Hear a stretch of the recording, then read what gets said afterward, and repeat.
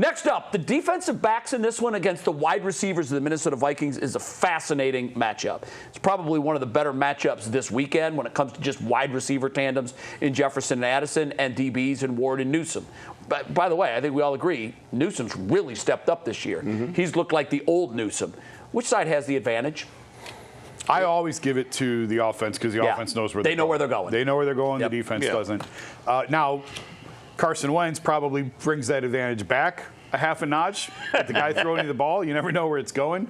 I still think Justin Jefferson is better at his job than Denzel Ward is at his, even though Denzel Ward is very, very, very, very good. Justin Jefferson, to me, is a top 2-3 receiver in this league. I don't know necessarily that Denzel Ward is the top 2-3 corner. He's probably not far off that list. But overall, you have to give the Vikings an advantage. I don't think it's a huge advantage. I think of all these names we've discussed, Greg Newsome has been the most pleasant surprise. I think there's the most questions about him coming into the season. Yes. How is he going to handle going back to the outside after playing slot? It's early still. We got a lot of football left. To this point, we can only gauge on what we've seen. He's more than answered the questions. I think Greg's been very good. I agree, but I'm going to go the other way. I'm going to give the advantage to the Browns DBs here, and here's why. They saw a very similar tandem in week 1 with a real quarterback. Yeah. And they clearly won that matchup. Chase and Higgins were shut down as much as you're going to shut down two guys. Just like this defense shut down the running tandem of Lamar Jackson and Derrick Henry. Derrick Henry. They won that matchup. The defense did. So I know, and typically I tend to agree with you, Jay. The offense knows where they're going. They have a huge advantage.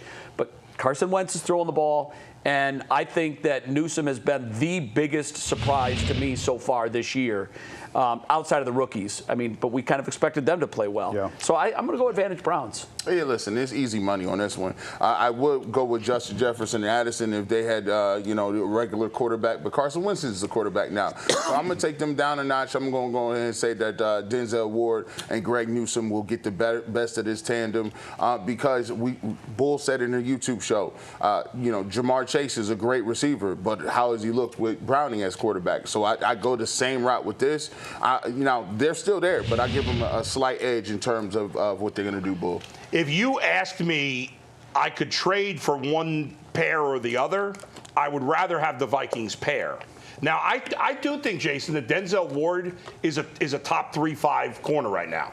I think he is. Yeah, I agree with Jefferson, to me, is 1A, 1B with Chase in terms of receivers. So, yeah, I would still be with you that, yes, I would still have to lean towards Jefferson. Yeah. I think Addison and Greg Newsome is a decent-sized edge for the Vikings, personally.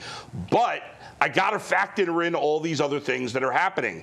I got to factor in that their quarterback stinks. I got to factor in that, as Mike said before, that the Vikings are down 3 offensive linemen, so they're not going to have a lot of time to get open. Miles Garrett. So if you factor all those things in, I think the edge, it's close enough in terms of the talent head-to-head that I think the edge goes to the Browns. In totality, I think Miles Garrett. But it's obviously close. I mean, They don't got time to throw the ball like that anyway, so I definitely got to throw it on top. Miles Garrett against an offensive line that's missing 60% of its starting pieces, and Carson Wentz is standing back there as a statue. I'm way more worried.